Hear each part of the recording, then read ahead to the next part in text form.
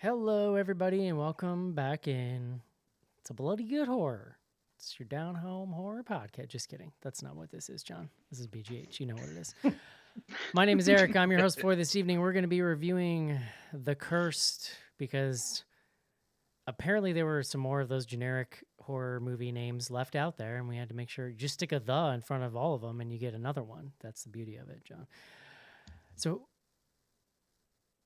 Well, I was gonna, Eric. I don't know, maybe you didn't see this, but it was this movie debuted under a different name. what was It was renamed The Cursed for the U.S. release. I gotta find it, but I'll come back to this. I'm sure it was Come back better. to this. Joining me tonight, that voice you hear from Manhattan, New York City. Please welcome John Schnars. Hi, Eric.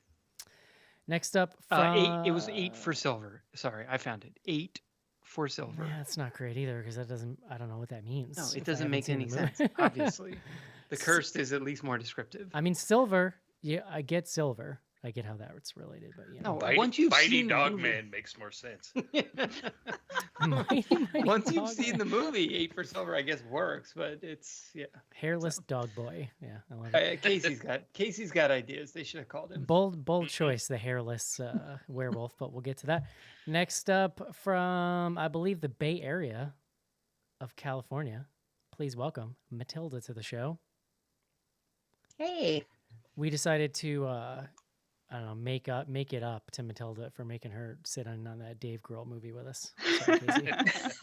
It was such a fun conversation, though.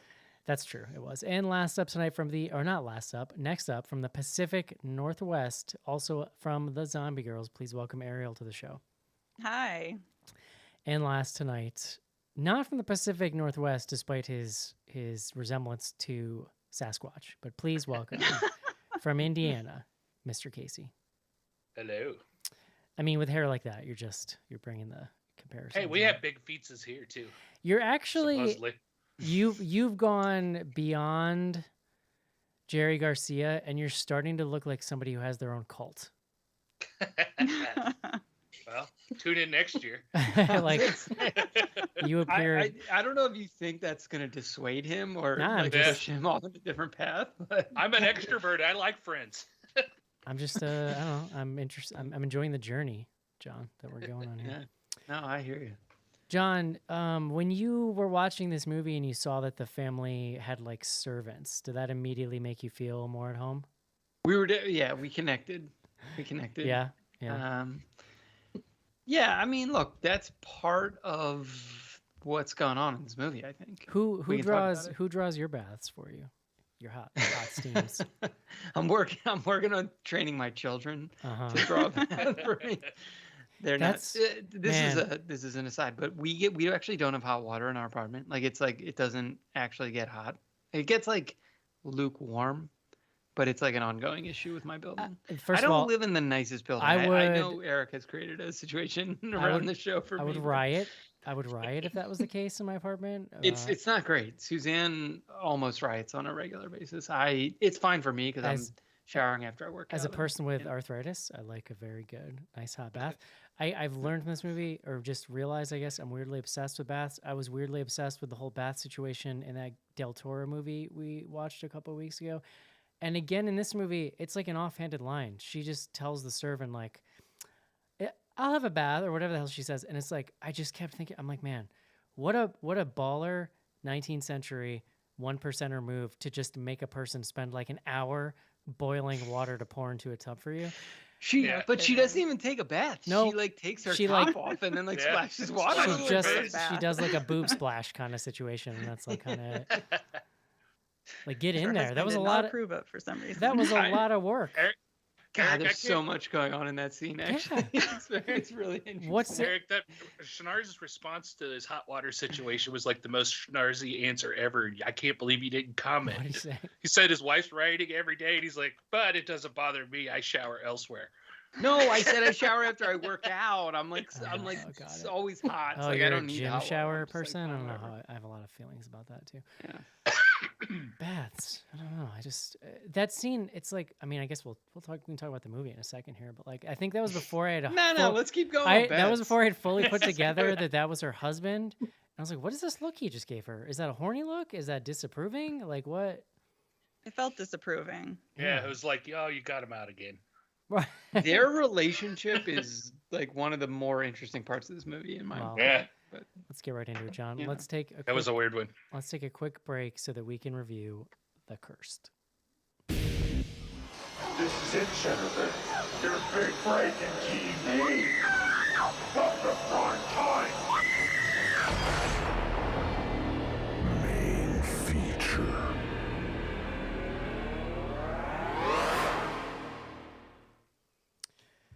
I kind of already used up my Schnarr's talking point for the night, I guess. Servants. it was about baths. Servants and baths. Oh, and that's servants. all I Yeah. got. There. Boston Marathon's back, John. Yeah, I saw. Yeah. And you don't have to wear a mask on a plane now, which makes me feel great about getting on a plane. So that's the I'm here state of the for it. world with Eric. And next up, we're going to do the word of the day.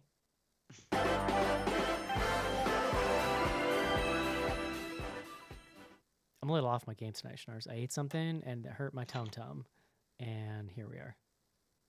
I was just worried because we didn't start the show quite on time, and Yeah. I was getting nervous. All right, so the word, Eric, smelt. Like Smelt. he who smelt it dealt it, like that kind of thing. Yeah, I like that. So interesting you bring that up. Smelt, S-M-E-L-T. The verb. This is the first definition. Verb smelt. Extract metal from its ore by a process involving heating and melting. Mm-hmm. Heating and melting. That comes to us from the Middle Low German smelten. Low German. Yeah, yeah. It's real not nasty. high. Yeah. Yeah, it's the opposite of high. As you noted, smelt. I was surprised because I thought this was not proper English, but it is a past and past participle of smell.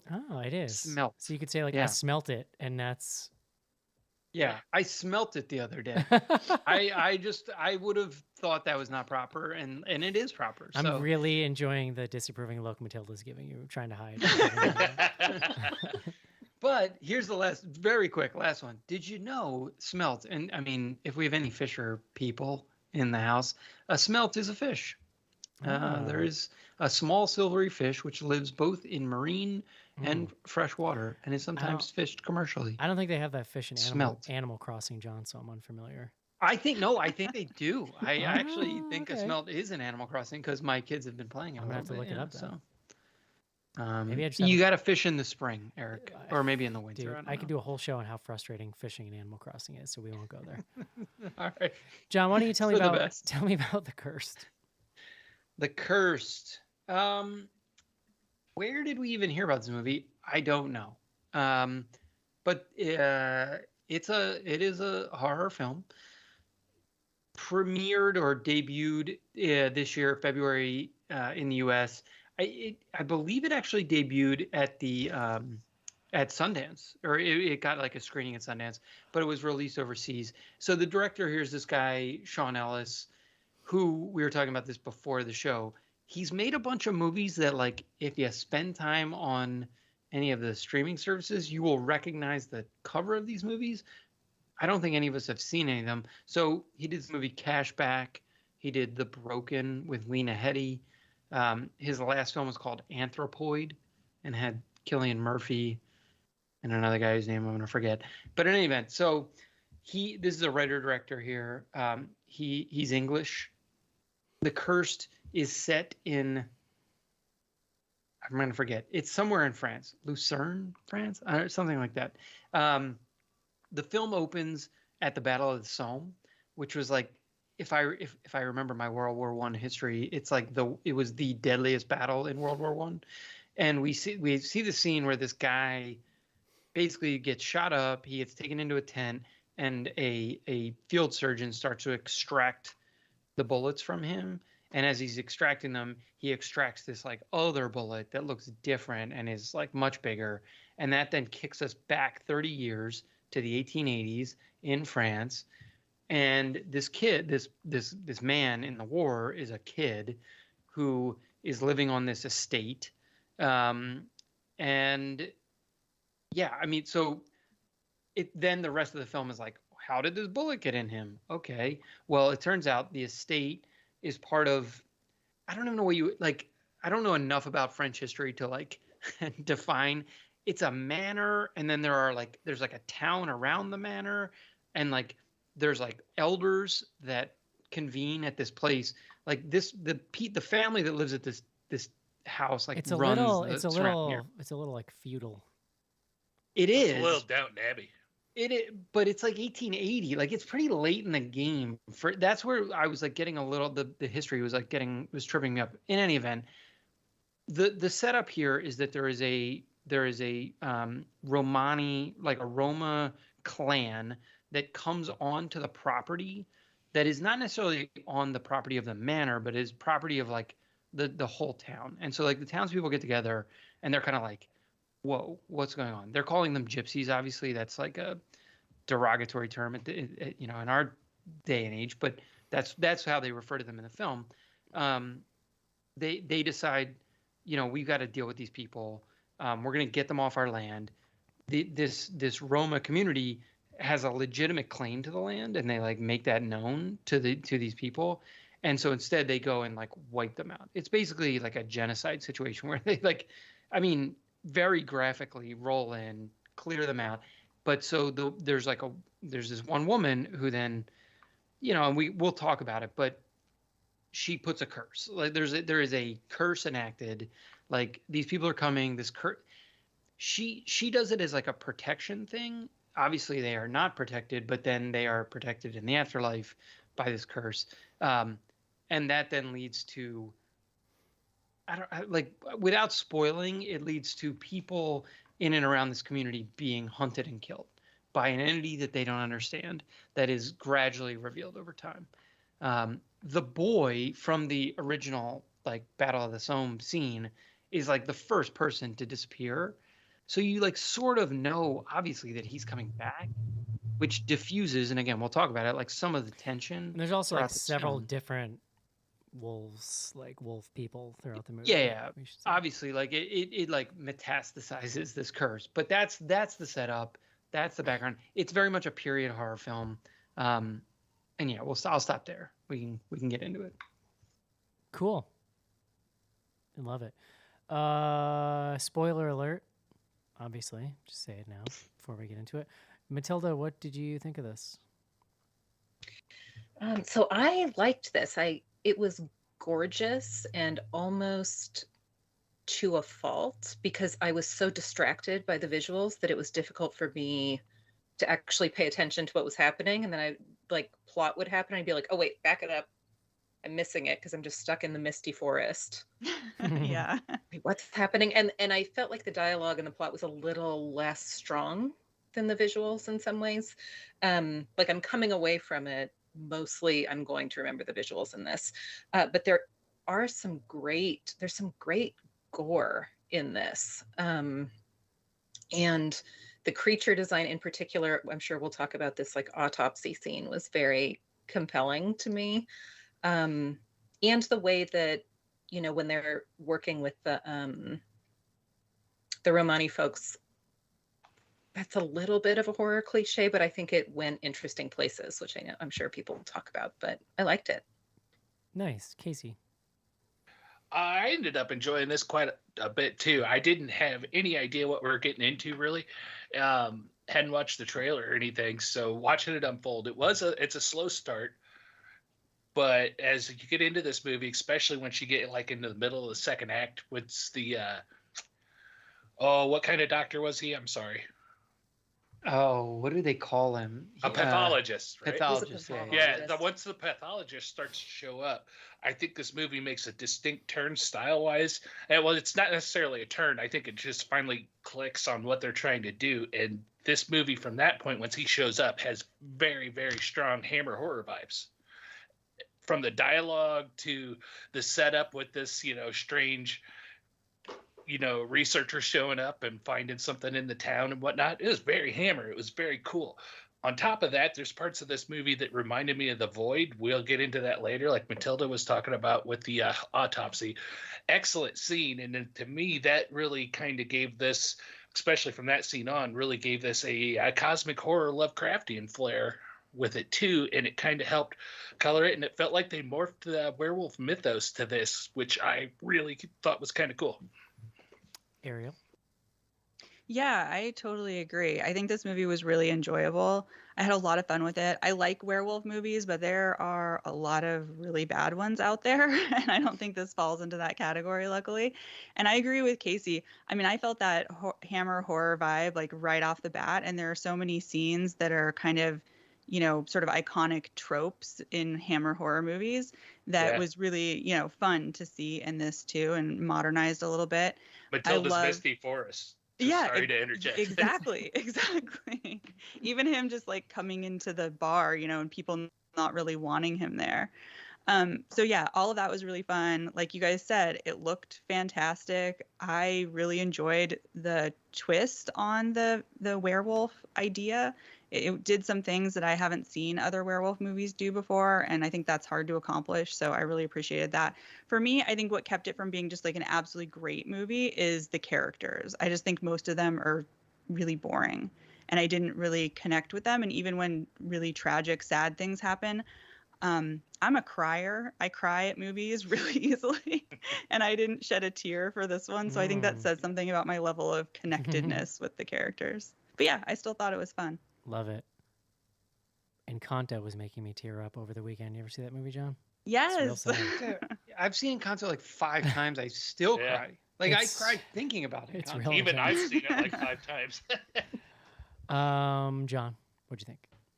Yeah, I wouldn't say I love this movie. I really enjoyed it. I mean, it period horror in general is just like catnip for me. Like it's got to be bad for me to not enjoy it. Mm-hmm.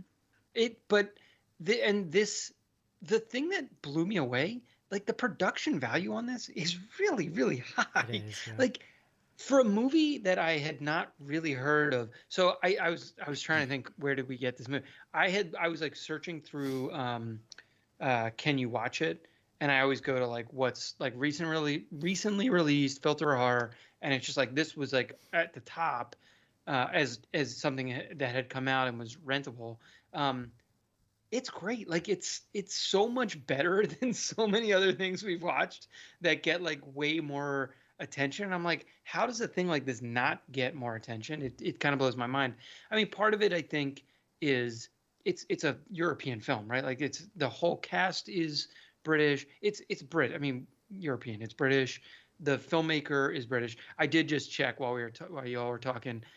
Sean Ellis, who wrote and directed, was also the cinematographer. So like, oh wow, he did it all. Like he's talented. That's the thing. Like I totally agree. The shot for me where I was like, oh wow, this is actually like a pretty good movie, is the scene where they're the like sort of genocide of the like Roma clan. And that like, scene comes right off the heels of the World War I scene, which was also crazy intense. Well, the way he shot it, it's a single take. It is in wide shot, sort of like middle distance shot. Yeah. And you don't get any audio. There's like a little bit of music playing behind it, but it's very much, I mean, it's not, I don't want to say it's like super extended, but it's like one take where you see you don't get to hear the interaction, but you see it, and you see it turn sideways very quickly and then get like crazy. And that moment where it goes from, there's all the sort of like townspeople are on horses and the Roma people are like talking to them, and you can tell it's getting elevated. Someone gets shot, and then there's these like fires that start, and it's like 30 seconds goes by, and then the whole fucking village is like on fire. Yeah. Just so wet, like that choreography of like the shot itself, and then to get the effects to work, whether that was real fire or effects fire, like I was just like, wow, this is like a real movie all of a sudden.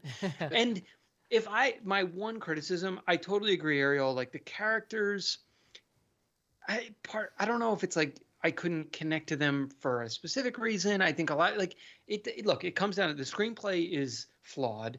I would actually put most of the issue on the fact that it's too long. So the movie's like an yeah. hour and 50 minutes. It's almost I 2 think- hours, John. You know my feelings on that. Yeah. But and like I was cool with it because it is gorgeous. And so there's a lot of like lingering shots that could like, do we need to see the wife with the bath topless, like splashing water or something? I don't know, but listen, like that was like a moment. I did not need to see that. I didn't know. I wish I I'm not- understood. look, I wish I if had to understood what cut was scenes, like that would be at the happening. bottom of the list. But at the same time, it like the pacing. He has a very specific pace that he's going for. The screenplay is indulgent, probably, and to Ariel's point, the like characterization is not strong enough to pull you through Yeah. on that length of script. Yeah. Yeah, you guys all said what I was thinking very smartly. So nice work. I think the show's over, everyone. I think Matilda is right. This is like a gorgeous movie. Like at moments where I almost like stopped me in my tracks and was like, damn, that's a nice shot. Like just setting up these really nice tableaus. I'm also a sucker for period horror. This is in particular late 19th, early 20th century is a big time that I'm very interested in. I think lends itself to a lot of like visual possibilities. I especially love when a movie can make me feel that authenticity of kind of being there, and they do that sort of two ways here. One way is really making you feel the lack of light and like the sort of sparse light sources and stuff that existed in this world. But also, like to your point, John, that shot, what's cool about that shot is when you just post up on a wide shot and take all the quick cutting and effects away, it kind of puts you in it in a weird way. Like it makes it feel more authentic. It makes it feel more, you're just like you're standing in a field watching this happen. And it is this really impressive choreography of all these different actors and stuff. Those moments are when the movie is at its strongest. I mean, I think I'm trying to remember. It reminded me of what was that World War II Nazi movie? Overlord. Yes. Yeah. That had a Overlord. really sick opening battle scene. Oh yeah. And Yeah. it just It does. reminded me of this. This reminded me of that in the sense that like it's right out of the gate, crazy town. The costuming is so good. There are creepy gas masks and they're being like tossed with mustard gas and Mm-hmm. Yeah, it sounds dumb, but the shots of that mustard gas at the beginning of this, I thought was amazing to watch that unfold and just had to show how it worked and stuff. Yeah. It was like, it's, oh wow. it's so well shot. Yeah, you know the fun thing about mustard gas is how stupid it was because a lot of times they would throw it or it would like get dropped and then the wind would change and just Yeah, come it would back blow at the back people on. who sent it. Yeah. Interesting. But that scene really stuck with me. It's just so like it's kind of a microcosm of a lot of the filmmaking. It's very measured and kind of lyrical and in a visual way that just like really when they're turning it on, it's really amazing. There's a couple scenes. Another one that sticks in my head is when they're going out for the hunt at the end. And it's this like long focus shot where they're like got their torches and it's at dusk and it's like foggy and it's like, God damn, like that's a shot where like Matilda was saying, it's like, I don't even know what's going on. That's the best thing I've ever seen. Like that's I amazing. love The all dogs running. The dogs Yeah. running. Yeah, it was the best. Yeah, so it's an Yeah, it was so good. absolutely beautiful movie, but man, I'm with everybody else. The character work and the script do not live up to how pretty it is. I'm already most of it's in one ear and out the other as far as like what I've retained from watching the movie. There is some good, I think, tension, but like emotionally, are you really invested in anyone? I'm not always so sure about that. No. Yeah. Also, It's funny, like they have name actors in this. So is the the blonde? the mom is on Yellowstone, which What's her name? I don't watch it. Is it? She's I think I I'd know have who it to is. I look. don't want to be totally wrong. she's like one of the main actresses on Yellowstone, which is one of the largest or most popular shows in America. what is her name? I'm pulling it up. But and then the guy who plays the pathologist is this guy Boyd Holbrook, who I knew from Narcos, but he's been in tons of shit. Like he's kind of like been all over the place since then. I'm with Casey, and they brought him in. It was almost like too late. Like he becomes the main character of the movie, Yeah. and you don't get to him until like, I don't know, 30 or 40 minutes in. Like they try to do like one scene to like bring, but this is where like the actual plot of the film of him as the pathologist, quote unquote, solving the situation, he keeps referencing this like other case where the same thing had happened. I keep wanting to say like Jodorowsky or whatever. Like it was some like other French, town where they had this like run in with a Roma clan, and his wife. There's this whole like backstory of like his wife and kid were killed, which is supposed to be your like entry point to him. Right. I don't know. And It they just try never to they clicked. also try to like they really lean on that at the end for like an emotional kick that kind of isn't there. Well, because the woman who plays the wife, her name's Kelly Riley. They also try to make it this thing of like there's like a little bit of sexual tension between them, Right. and this is where the scene of her and taking this bath, and then the husband comes in and like looks at her disapproving. It's like that's where that scene becomes important, because it's like, what kind of like prude ass dude is Right. this guy who's like, I don't know, whatever. Would this have been like the Victorian era?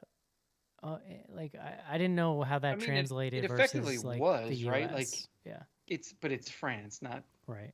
I don't know what the official Victorian era is, but yeah, I mean, so they have like, and even the guy who plays the husband, his name's Alistair Petrie. He's like a guy, like we've seen him. He's like a character actor. He's been in stuff, and this is where you all were referencing Hammer, like totally, like they had talent here, like they had Yeah. actors, and they were carrying this movie as much as they could. It just felt like the script wasn't giving them enough meat to No, like work I with. don't think so, because nobody had a personality really that you could Yeah. grip onto. Like Hammer always had sort of iconic characters in their movies, and this one just lacks that. There's nobody Yeah. that you can hang your hat on, and I feel like they tried to do that with the pathologist, but then they just didn't go far enough with the script and the dialogue to make you really care about him and his story enough. And even like you were saying, John, with the sexual tension between him and his wife, like it's so slight and it never goes anywhere. They never No, do right. anything with it. So it's like, why are we even having this in the plot, I mean, Well, perfect example to that is like the pathologist, like Ariel was talking about. I think he was clearly set up to be Peter Cushing's Exactly. Van Helsing, right? It was Mhm. that kind of thing. And they even had him bring out his box of toys and was kind of flitting through his tools and stuff. But it seems like they put all their effort on making sure they hit that comparison with the tools and the toys and stuff to get kind of the Van Helsing setup, and forgot to build any more on it. Yep. Yeah, I mean, I was very curious if that is what they're trying to set up here. Is like, the idea that he would then go forward as the Peter Cushing character, and there's like, this is the we should talk, because we haven't talked about like the actual creature at all, which was interesting. I mean, we've mentioned it as like a werewolf thing, but this is the werewolf movie. Is there like a future vampire film? How do you is he the hunter, right, who's gonna like go and solve these problems? How do you feel, But yeah. John, about your werewolves being nude? I know how the husband would Wolfman's feel. got nerds. The husband wouldn't feel great love about it, I don't think. I was What if they pro naked splashed werewolf. water on themselves? Yeah, then I don't know. I would have to like turn the film off for a second. So I enjoyed. So all right, let's just hit it really quickly. The concept here is the Romani, like this woman who's, I don't know what her role is, but like the like clan's leader woman from the Romani tribe. She like instructs one of the people to like melt down a bunch of silver and turn it into a set of teeth, which is like the thing that's going to like protect them. That like basically like creates the curse. And then everybody in the town starts having these nightmares. One of the kids goes up and it goes and digs up the teeth, puts the teeth in, bites someone, and then that like kicks off. That person then becomes this werewolf. What I loved about it is that like it takes kind of I'll say the fun parts of werewolves without all the nonsense. The thing that makes werewolf stories not work, this is just like me editorializing at this point, you can all tell me if you disagree, is the like full moon nonsense. Like, Gotcha. it's, I get why it's built in, but for purposes of like films, it's pretty tough. Like it makes the movies like a little anticlimactic. It limits you, yeah. Yeah. But here they just throw that away. What they kept is the silver concept. And they like do this whole song and dance about Judas and the like whatever 23 pieces of silver or whatever. Somebody can correct me on that. But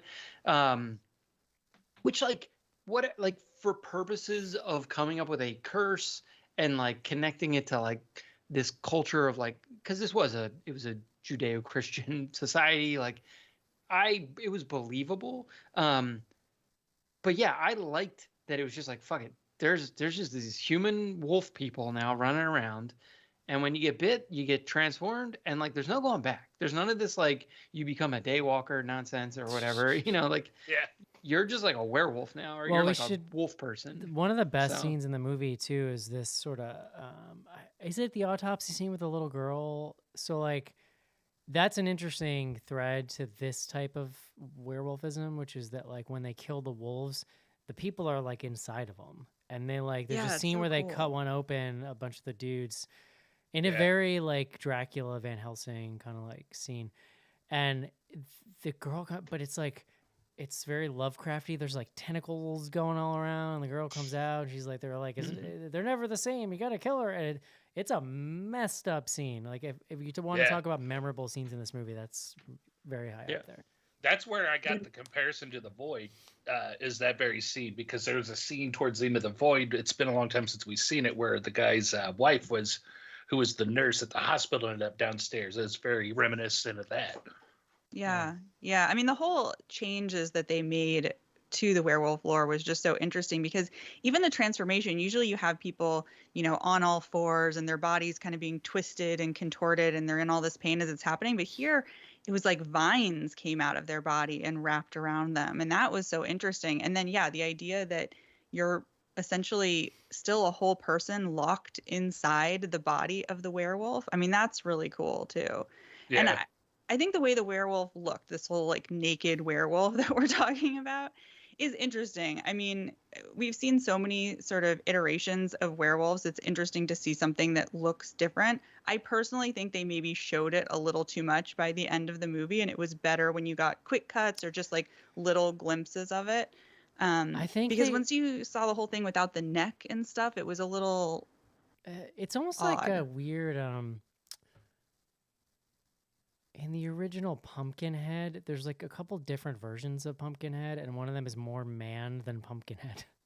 I love where you went with this. You're just like, remember Pumpkinhead? And that's kind of what it. I mean, that's kind of what it looked like.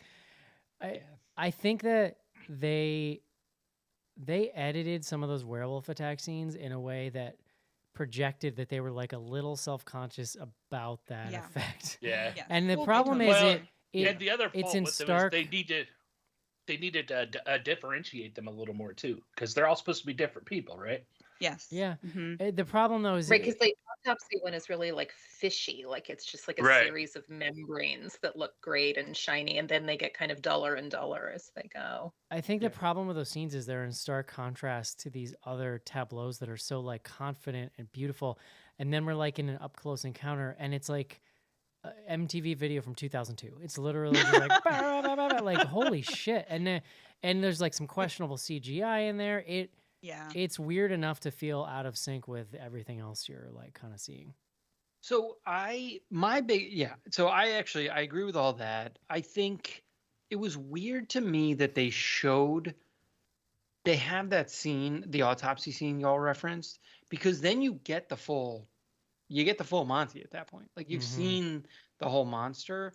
And I do think it would have been impactful had they held, like, because The scene that I'm thinking about is when the woman's hanging the laundry. laundry. Yeah. Yeah, and that was like handled pretty well. That was like one of the tenser scenes, at least from just like a visual tension for like within that one scene.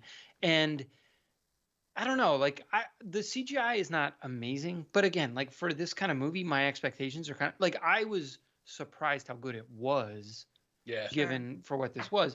But because we had seen that, you had that sequence with the autopsy, it does kind of undercut some of the stuff that comes later with the boy.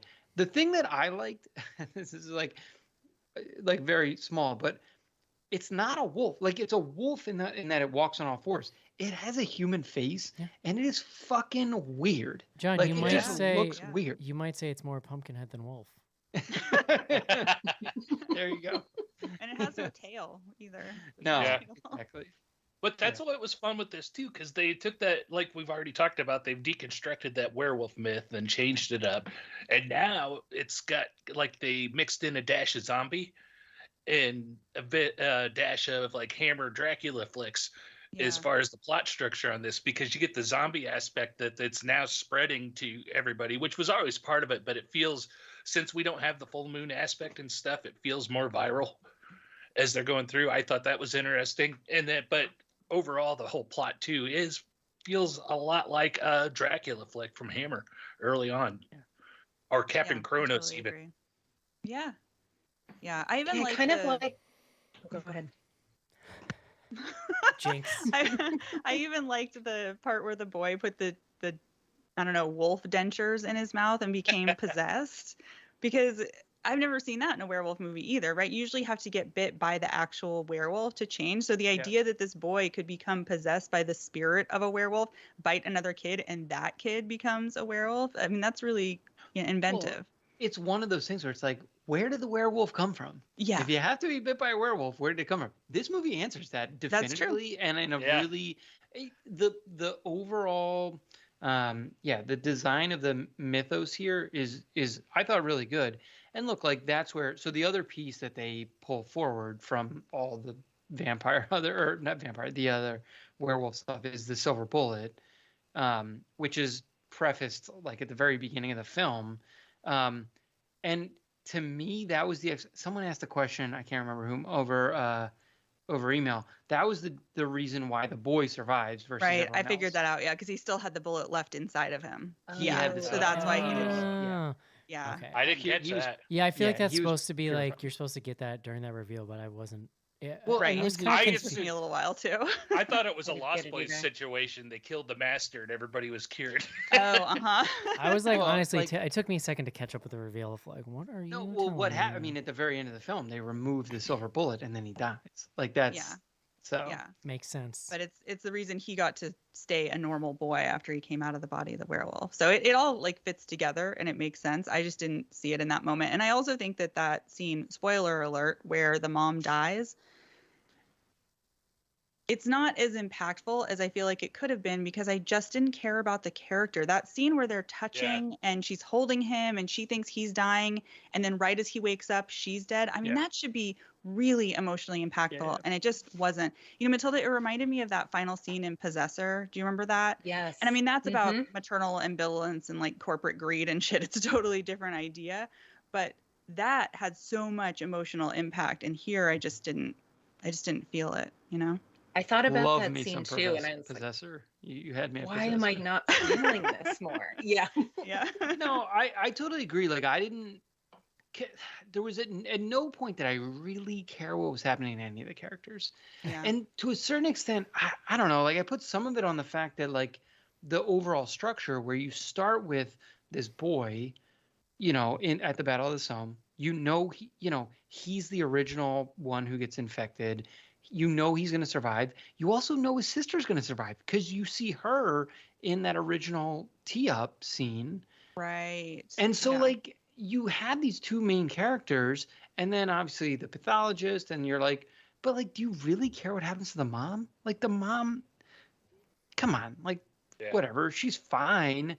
Like, she's like, not sexually satisfied by her husband, but like otherwise, like has no problems in her life, like living in this fucking manor where someone's making her bath for her, like it's. But I she's did doing wonder fine. what it would have been if they kind of, because the kids carry so much in this mythos, right? And it kind of stands in for this, like, the sins carry the kind of like unconscious guilt of colonialism, right? Right. In this Yeah, myth. yeah, So, sure. like, if they had focused more on the kids as characters, I feel like I would have liked, Yeah. I would have been more connected.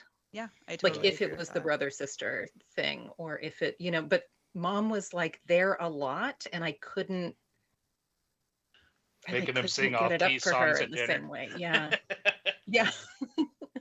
Well, and I thought the kids were fine, like as Sure. actors, like they, Yeah. the Yeah. sister was decent. Like I mean, I don't know, she doesn't get that much to work with, and the brothers obviously like gone, but even like the boy Tim, who's the one who puts the teeth in his mouth, like the scenes that he's in work, Yeah. and they could have probably leaned into this a little harder, but You know what we Yeah, Yeah, haven't and I think discussed yet? they have Go ahead, go ahead. Matilda. No, finish your like thought, they please. have, those kids have such like rich dream lives, right? That leads them to down to the scarecrow, and we didn't even talk about that scarecrow Yeah. being so amazing. But like, Creepy.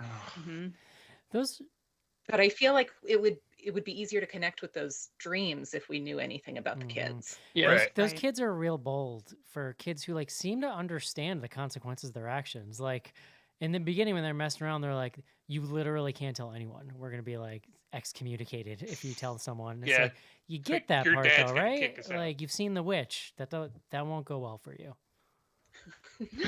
Yeah. Matilda brought up what I was getting ready to bring up too. We haven't talked about the scarecrow at all. Yeah. That was insane too. that was super grim. I mean, like Yeah. the like genocide stuff here is look, it's not like pretty to look at. Like that's the point. Like they want you to confront this, and like that is what the curse is set Yeah. off But by, it and it's makes what the addition of the Romani curse like mean something more than it does a lot of times because it's connected to the colonialism and the genocide and everything that happens. So it adds like a layer of nuance where you don't kind of roll your eyes as hard as you would at those kind of curses, that trope being in a lot of horror movies. No, It's you're just totally right. exoticism, yeah. It's Yeah. really interesting how they thread that needle because they are shown as like mystic sort of dark Right. dealing sort of people, Yeah. but it's only invoked when they're like, pretty heinously treated. So it's like, yeah, I thought that was a pretty interesting approach too. Yeah. But like the scarecrow when he was active was all in the sister's dreams, right? Or did Oh, he move around good for real question. too? No, he was in all the dreams. No, Yeah. He was Casey's just in I the think- dreams though Oh, that he right, was when coming his to head life, right, right? he's not Yeah. like Yeah. I animated. think so. That's And even the way he's killed, kind of like with it's a little Freudian, but like has like his hands get cut off. There's like the powerlessness of that is really Oh yeah. well done. I thought. the image of that Yeah. scarecrow is so good. Like the way it's shot, the way it shows up in dreams. It's almost a little Slender Man. But again, yeah, it's I like can see that. Ah, this movie's a little all over the place though. Like it's Yeah. the scarecrow and then it's the werewolf, but it's like it's like cosmic Well, you're right. and it's kind of a lot going on. And- But that image of the scarecrow is amazing, and that scene where they turn him into the scarecrow is so impactful. The thing that sticks out to me is where the guy who orders it, who's just like at his little table making his like notes, he just kind of looks over his shoulder and just sort of like half sneers while they're like chopping all this dude's limbs off and like crucifying him. It's pretty well, crazy. and Yeah. just to like, I mean, whatever, to poke at that a little bit, like he's like make an example of him, but like who is the example for? Yeah, Like- you already killed them all. Yeah, you killed everyone. No, a lot of them Yeah. ran off. Right, your and, like, a lot of kids? them Is it for your kids? Yeah, and they tell the kids they're not allowed to go there. Like the kids are like not supposed to like go to Right. that part. So like That is fair. who What I will is this- say is though, if you watch that It's scene, like, it what? seems like a lot of them run off into the woods and they don't chase them. Like once the people run off, all the people on the horses just stay there. And Oh, so torch maybe they everything. congregated again somewhere My else on. my guess is Yeah. that's the sign So for people who like Yeah, ran off, like that don't could come back be. here, like that's So what they I were see. nice enough, Oh, and and, like, they stay off just our wanted them land. off the land, right? They didn't Yeah, want to Yeah. chase them. But it's a good Right. point, John. It's a good point, John, that you do leave yourself pretty open for looky-loos of other types that are, if I you see. don't want So to get. you're saying like they didn't kill all the You Roma can people? see They, it. You see many of them just run off into the woods, and the guys on the horses circle as stuff Yeah. burns, and then they all congregate. They all stop. Like I didn't I really missed that. see. Okay. I didn't really see, because in my head I'm like, you guys are gonna go kill those guys or what? Like I was thinking about how I Yeah. was watching Right. it. Like, Yeah, Like, I mean, you're I gonna I do it, get the appreciated job done. how evil they made them look. I mean, accurately Yeah, yeah. evil. And Yeah. even the scene where they pose for that photo, in front of all these dead bodies, it's so disgusting, but it's it's easy to think that that's stuff that just happened in the past, but like we all remember like the Abu Ghraib photos, like this isn't stuff that is No, far no, behind us, totally. right? We're still Right. doing It's this gross, shit. grossly human. Yeah. Yeah. Yeah. Humans aren't great, John. I mean, 2022. we also do good stuff. do but we? Does it outweigh I the don't other know. stuff though, John? We made the guy. Someone made this movie, so You're a real optimist, boy. That New York City energy you got. I like it. Love it. Would you recommend this movie, Matilda? Yes. Casey, You betcha. Ariel, Yeah. Jonathan. yes. I would say if you're like real into werewolf movies, what do you think those people call themselves, John? I think they're like wolfies. If you're like a wolfie, then you're, how often do you get Wolf new folk. werewolf movies? There's some good werewolf action. There's no hair, which is weird, but I think it'll give you a fix. And if you just like pretty period pieces, I think you'll probably get something out of this too. I'm not sure that it rises to the level of like everyone should go see this right now, but depending on your tastes, Yeah. I guess I would say. John, I'm just giving qualified answers every week now. I don't care. I need nuance in my life, and I think the people do too. I think they appreciate it. Fair enough. I guess I would put this on my top 10 list. I just realized Caitlin's like not around, so I'm gonna have to go find it. Uh-oh. Let me look that up, John. While She's coming back soon. She's coming. We're not that far Yeah. away. That's true. All right, let's take a quick break and do some fan mail.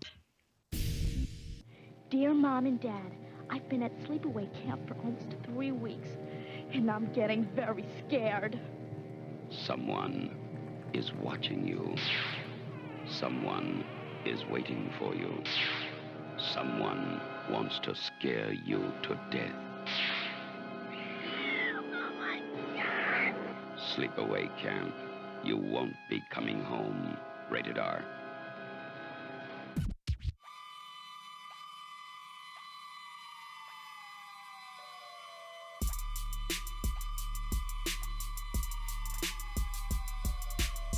Hi, this is Daniel Roebuck from Everything You've Ever Seen on Television, and you're listening to Bloody Good Heart.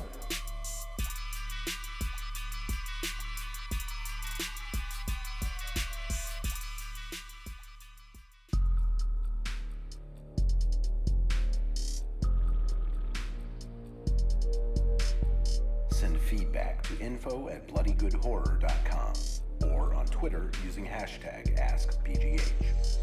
Join Patreon to get back episodes and much more. Patreon.com/bloodygoodhorror.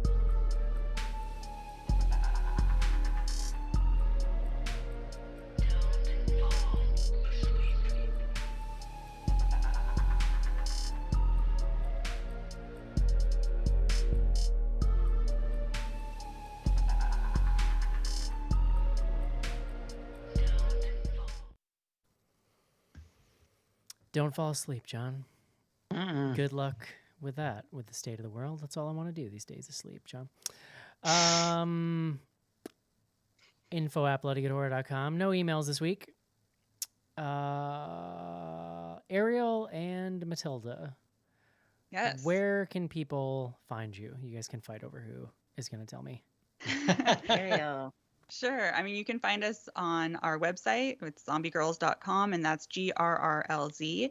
Matilda and I spend a lot of time on social media, on Twitter and Instagram, which is ZG Podcasts, and we're Zombie Girls wherever you find podcasts. Love And it. we have a bunch of different podcasts on there. So like anything you're interested in, whether it's women talking about women-directed horror movies or people talking about Nick Cage movies, we've got you covered. Nice. You might say it's a whole podcasting network, the Zombie Girls. That it is. Thank you. Love it. Casey, you got stuff out there for people? Yes. My stuff or for Twitter? No, I mean your stuff. Oh yeah, I've got some art out there on cinema.fromage on Instagram. I've been drawing since the quarantine started, and it's kind of grown on me, and it's part of my daily habit. So I post a lot of pictures out there. There's some stickers floating around out there if you're interested in that, and I've got some projects coming down the line. So Love it. You know, Schnars, I kind of respect that you never have side projects. What does it feel like to be whole inside and not be constantly chasing after some feeling you'll never attain? I mean, this is my side project, like the Bloody Good Horror podcast. You know, that is a good point. Wow. So you consider like work your main project? Yeah. I don't know. And having 3 children is that's also a project. Those aren't fun projects, though, John. Like I don't know if you understand. Not fun, that's for sure. Yeah. Drinking, is that a side work project? is a thing work is a thing I have to do. Yeah. Kids aren't a project. That's just like a different category. I'm just saying. What do you do to get your kicks, John, when you're just like you're looking to unwind a little bit? I watch The Cursed, and I come here to talk about it with you guys. So. What are you currently binging? Give me something, Schnars. Do you just like when you're not on here? Do you just stare at a wall? Severance. Have you guys seen Severance? Yeah. I'm watching Severance. I'm not binging it. Do I have to pay Apple to get that Apple TV stuff? Unfortunately. Boo. Well, if you get a new device, you should get it. Yeah. You should get Apple for free. There's for a little something while else there. For a while. They have another show that they have that Ted Lasso show, right? I was kind of thinking. Yeah, about they got a couple good ones out there. Apple and they is really have good. And Servant is on there. Oh. Servant is Oh great. yeah, I haven't watched Servant. Is it that good? It's really good. Isn't that M. Night? It's M. Night. Yeah, right? and his daughter too directs a lot of them. Nice. And Yeah. Ron Weasley.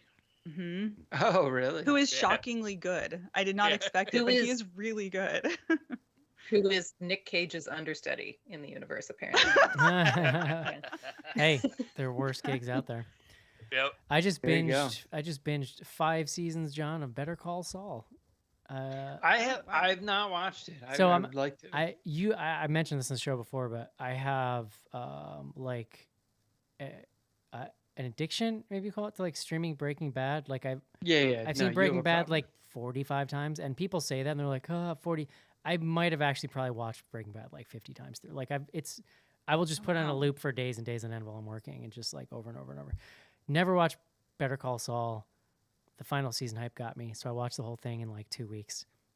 It's pretty good. It takes Yeah, I've a heard it's good. while to get there, but by the time you get to like season 3 and then 4, especially, and then 5, it really gets to the heart of like why are we doing this? But man, it's a real slow ramp to get there. I will say that. Well, we watched like the first 2 episodes, and I remember being like, Yeah. It was really know. hard to watch it coming right off of Breaking Bad, because it was like going 100 miles an hour and then slowing back down to 5 because you're just starting Yeah. and and it's like, but man, it does get there eventually if you get. Let me find tell time for you, it. I watched the movie Nobody. Was that which good? It's excellent. Oh man, I'll have to check it Like, out. it's I love really good. I love that dude. He's awesome. Yeah, he's great, and the movie's great. I would give it a high recommend. So And also for somebody like me who's watched Breaking Bad an unhealthy amount of times, there are just constant Easter eggs in that show, just random restaurants and like street name, just like all kinds of shit from that you hear in the show. So if you want my like thing I've been streaming, which is my wife won't watch it with me, which is always the battle. It's like, what are we gonna watch together versus alone? Drive to Survive on Netflix, which is the Formula One racing show. So it's real good, dude, it's great. Okay, I would recommend. We have time. I just have to tell this story. I was on looking to like veg out something in Netflix the other day, and in my rotator, they're always like, they use that rotator. They have enough information about you. They're like, what are you into, weirdo? Like, what do you want? And like, I don't know. For you, it's like Hey, do you want to watch Breaking Bad again? Sometimes they'll just try shit. It'll be like, what about this? Because I've been dabbling a little bit in like true crime documentaries a little bit. So they're just like, oh shit, you like this? We got you like hundreds of these stupid things. But it's like I like a specific lane. It's not, a lot of it's just garbage, whatever.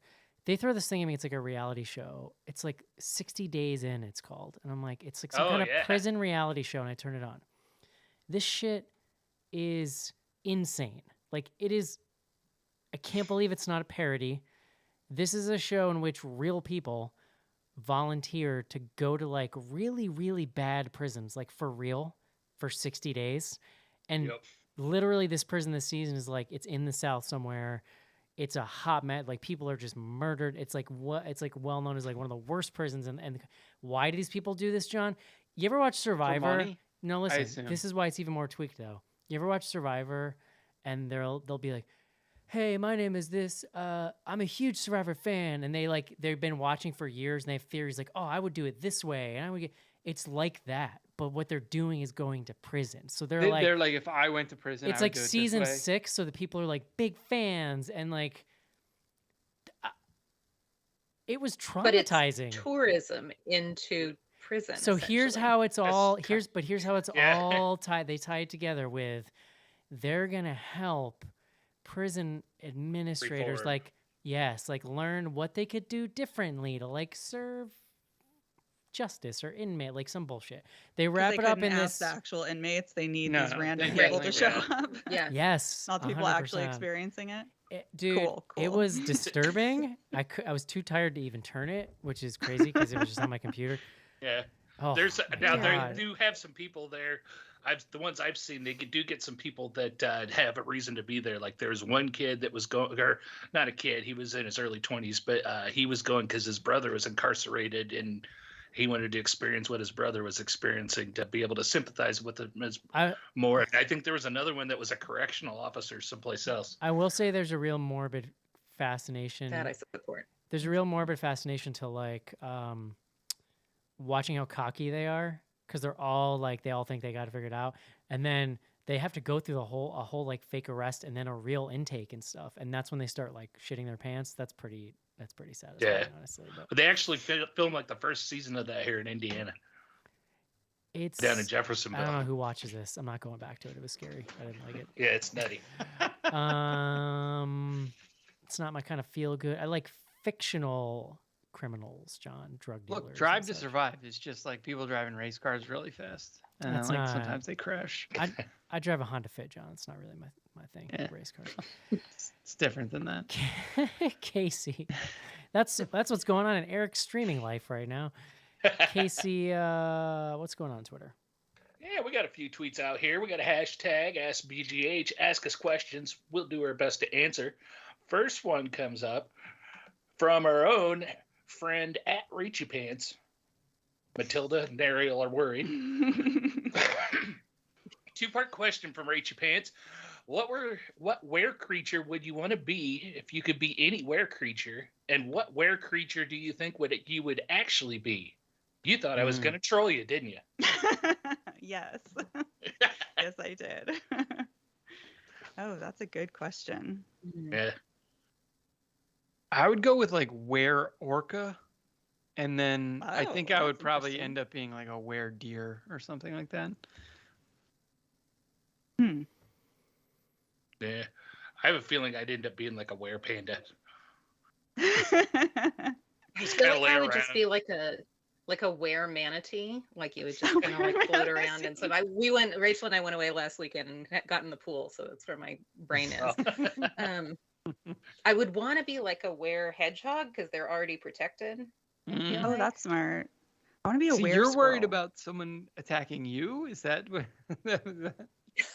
I'm all defense. I'm like no offense. I'd be a bad were creature. Were squirrel would be nasty because squirrels are, they're frisky. Maybe some kind of bird. That would be fun too if you could fly. A werebird. Oh yeah. Werebird. Yeah. What is that prefix? What is that prefix from? Must be from some word guy. John, what's that from? What, are you asking where? Yeah, where's where from? I don't know. I have to do some research to come back to you on that. All right, next up we have one for, I don't know that we've had a tweet from this user before, at Grim Reviewer. Who would each of you curse? I'm not saying that out Eric, loud. I'm not saying that out loud on a podcast. Honestly, I'm still holding some grudges from elementary school. I might exercise if I had that option. Yeah, Not gonna lie. I'm pretty petty these days. It probably involved a DoorDasher that forgot my food. DoorDash. That's messed up, man. You want to talk about, taking it out on the, working man. What do you mean you don't have my Diet Coke? DoorDash is weird. Yeah. Man, it takes, and if I had the curse in my pocket, I feel like I would want to go big. Like I would want to make the world better with my curse, but then I would like waste it on somebody who cut me off in traffic or something. Yeah. Like I would waste it with Exactly. the first person who like minorly inconvenienced me. I live out in the boonies, kind of like compared to any other restaurant. So my thing with DoorDash is like, I really am taking a calculation of like, how lazy do I feel versus how much money do I want to pay for delivery? Do I really want to wait like an hour? And to is it get all going to food? be cold by the time it gets to Yeah. you anyways? What's Yeah. the point? Yeah. At that point? All right, next one up, another new listener at Nelson Tommy. Completely different movie, but what are y'all's thoughts on Wes Craven's Cursed? I personally love it for nostalgia reasons. I never saw it, but I know a lot of people who do. Yeah, same thing on Cabinet. Yeah. I actually don't think I've ever seen that one either, or at least not that I remember clearly Cursed enough. was kind of interesting because I believe it's a Kevin Williamson thing too, and I think aside from Scream, it was like the next high profile thing from both of them. And so I That's remember. where the beauty in my background's Is from. it really from Right. that? That looks like some Howling 2 bullshit. I can't believe that's from That does look Yeah. familiar though. Maybe I have seen But it. so there was like hype for that movie. I'm trying to. I want to say it came out in '99 or 2000 or something. No, like it that. was. So I'm looking. It's 04 because I Oh, definitely okay, haven't seen it. So it would have been Christina a little Ricci, bit Jesse like Eisenberg, Judy Greer. Like it would have been a Joshua little bit Jackson. It's of a a comeback. cast. Really? Yeah, and I Yeah. think like the stuff that Scream spawned was already on its way out, and it was an attempt to kind of rekindle it. So that seems like an interesting kind of flick that could get reevaluated. I haven't seen it, but I know a Yeah. lot of people who love it. It's one, I think I've seen it twice. I didn't like it, and that was early on when it first came out. So I am curious if I go back, if it'd have more of a culty cheeseball flair that I would appreciate more. Well, so IMDb calls it a horror comedy, Yeah. Oh, which I did not realize it was supposed to be funny. I mean, I haven't seen I don't. it, so, I don't know that I realized that watching it. yeah. no, no. All right, last tweet coming up here from at Robale. At what age is it okay for your kids to curse? My kids say frickin' all the time. They're like That's 6 cute. and 8, and I'm like, who told you to say frickin'? Like, we don't say it. Like, I That's mean, coming from school, I guarantee it. Yeah, it definitely is. But so My like growing up, I was one of 3 brothers, and so there was definitely a tipping point in my household at which both of my parents just gave up. Yeah. Like it was real cursy in my house. But then like I know I would then meet people who'd be like, "Oh, you did not swear in my house," or my parents like were like, We had long talks on when it's appropriate to curse and when it's not appropriate, like in front of your grandma. Smart. Yeah, I was visiting my sister one time when my niece was about 2 years old, and I accidentally taught her how to say shit. And my sister and brother-in-law were not happy with me. nice. yeah. And that's it for tweets. Oh man, I one time was driving my oldest. It was like around the time the youngest was born. I was in traffic. I like was so stressed, newborn baby, whatever. I forgot she was in the car, and somebody cut me off, and I let go a string of expletives that was like epic, and I just went. I was like, oh my god, and then like I just waited. She's probably like 2. I just like paused it. Everything went blank. And then like she repeated one of them. It wasn't the worst one, but she did repeat one of them. And I was like, I feel like the best thing you do at that point is just divert. Like you don't draw attention to it because then it'll like that makes it special in their head. I was just like, I don't remember what I said, but Oh, look, a bird. hardcore diversion. Man. Okay. Let's see what we got. Instagram, man, we were on it this week. Casey was tweeting. I got our Instagram out on time. No big deal, John. What did you do? So proud of you. Thanks, buddy. Let's see. What is your favorite camping memory? We camped a lot growing up. I think I remember camping once as a kid. I don't know. I camped at Eric's bachelor party, and The bachelor party camping was pretty good. it was a disaster area, but fun. That was my favorite. Yeah, well, yeah. Honestly, it's probably mine too. Yeah, I remember camping once as a kid, and we had a shitty like secondhand trailer that smelled like mothballs, and definitely had like duct tape keeping water out. So that wasn't super fun. Yeah, I went camping a lot as a kid too. And for our sixth grade, like in sixth grade, we got to go on a camping trip up to Point Reyes. And we were told explicitly not to keep any food in our tent. I didn't listen to that advice and had granola bars and beef jerky in there. Oh, no. And in the middle of the night, we all had to like huddle in the middle of the tent because there was some animal outside growling and scratching at our tent. And when we woke up in the morning, there were like scratch marks in the actual tent fabric. So I got in a lot of trouble for that. Who did this? That's so brutal. Yeah. You grew up in the. We also had a sixth grade camping trip, and it was like to Yosemite. I want to say. Mhm. Oh, wow. That's pretty sweet. Yeah, it's beautiful. That's pretty wild. Yeah. I remember doing a hiking trip in sixth grade because I remember there was like, so it was the halfway up the mountain, there was a nice spot where you can stop. And they were like, if anybody doesn't want to go up all the way, you can just like chill here till we get back. And I was like, yes, please. So it was like, me and the other nerds just hung out and waited for everybody to come back. Yeah, my parents, when I was like real little, had a camper, and we used to go every weekend someplace outside our town. I've got lots of fond memories. There's some kid that used to go there too that we were friends. All I remember, his name was Corey, but we used to get in all sorts of trouble. And I remember little bits and pieces. Like I know there was one weekend on like the same day my mom had to go through all 5 pairs of clothes she packed for me for that weekend because we kept falling in the river. That kind of stuff. So. It's good times. Let's see what else we got. Have you ever cursed or been cursed?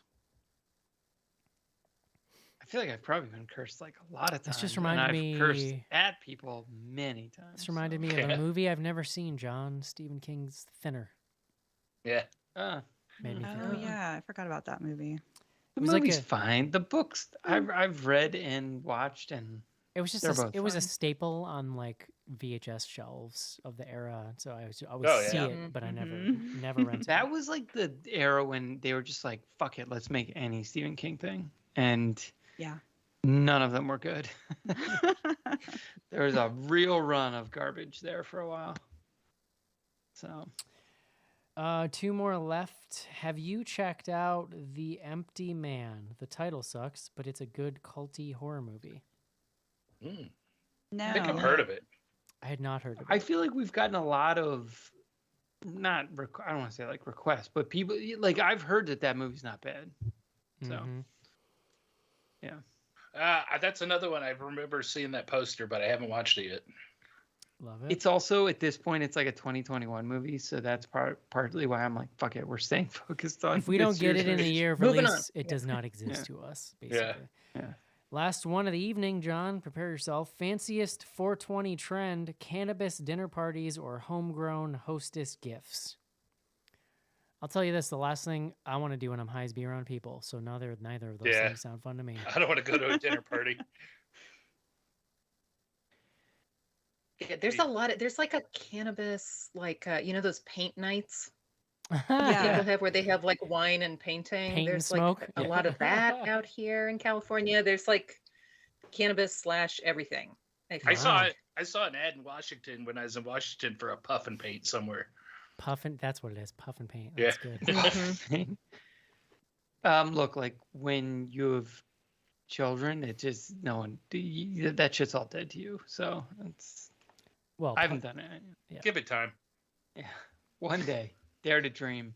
The teenage years will bring it back. Maybe. My thing is Every 420, I'm glad I'm not in college anymore because I went to Santa Cruz and it was a big day outside. I worked in the Oh, library. I bet. It was a big day outside of the library. interesting. Yeah, I never really experienced that as, I mean, any kind of like thing like St. Patrick's Day or something, like any kind of phenomenon outside of just people going, hey, it's 420. Look at you two college library nerds together. Have we had this conversation before? No. Yeah, were you also a college library? I was. Yeah, I was. Matilda, Duke. John worked in the rare book room of the Duke Library, where he had to wear fancy white gloves to handle things. Amazing. Certain things, not all things, but most of yeah. It was fun. Wow, I worked under the women's studies librarian at Santa Cruz, and we got calls at the reference desk from like the Marine Mammal Center saying, "Is Mothra a bad guy, or can we name our seal Mothra?" Like that kind of. That was my favorite call from them. And you were like, "Well, it's a complicated question, but let's get into it." How much time do you have, sir? I'm going to need to pull some reference material for this conversation. Yeah, exactly. So then all the reference librarians would go discuss and research. It's great. That's amazing. I love that. Awesome. Very nice. All right, y'all. If you want to hear more of Matilda and Ariel, check out the Zombie Girls GRRLZ podcasting network. You can find that on socials or any of your pod catching apps. I do not have enough energy, John, to promote BGH stuff, but let's just say patreon.com/bloodygoodhorror. Get that live stream and back episodes and all kinds of other goodies at that link. And we are doing those early release episodes now. If you grab that Patreon feed, early release and weekly curated classics. Oh, we should mention, John, that you got called out about a word of the day situation on Slack. Ooh, yeah. I saw that. Julie and I, dude, this is amazing, actually. This is an amazing, like, synchronicity. I pick those classics weeks in advance to go out on Mondays, and I just pick them based on, like, the same week or whatever. So I happened to pick, I guess it was like A Quiet Place or A Quiet Place 2 or something like that. And where you did Cochlear. It was Hush and Quiet Place 2, I believe. Hush, yeah. So there you go, John. You repeated yourself. I think we should cross-reference with make sure our... I mean, look, there's been a couple of those. Let's just be honest. So it is what it is. I like that. But I appreciate the fact check. Julie's so nice. She like gave you the benefit of the doubt. It was like, am I crazy or did John? Yeah. And it's like, no, John did it. You heard it correctly. Have faith in yourself. Yeah. Yeah. She was like, "Am I crazy?" And Eric showed up. Was like, "Oh no, he did." Oh yeah, I tagged John in there real quick. Yeah. There you go, buddy. Take your licks. Enjoy. Good times. Good times. All right, everyone. That's gonna do it for BGH. Hope you enjoyed the show, and we'll talk to you next week. See you. Bye. Bye. Bye-bye.